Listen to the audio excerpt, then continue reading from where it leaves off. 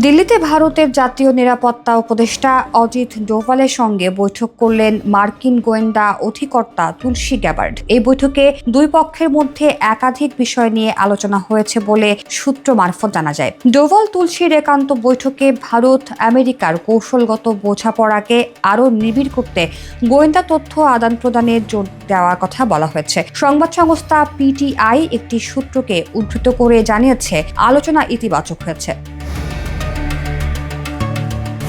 ভারত এবং আমেরিকা দুই দেশেরই মাথা ব্যথার কারণ সন্ত্রাসবাদ। আন্তর্জাতিক স্তরে সন্ত্রাসবাদের প্রসার কমাতে গোয়েন্দা তথ্য গুরুত্বপূর্ণ। দুই দেশই এই ব্যাপারে একে অপরকে সাহায্য করবে বলে একমত হয়েছে নয়াদিল্লি এবং ওয়াশিংটন। জানা গেছে, তুলসীর সঙ্গে বৈঠকে আমেরিকা সহ বিশ্বের বিভিন্ন প্রান্তে খালিস্তানপন্থী এবং বিচ্ছিন্নতাবাদীদের ভারত বিরোধী কার্যকলাপ নিয়ে উদ্বেগ প্রকাশ করেন ডোভাল।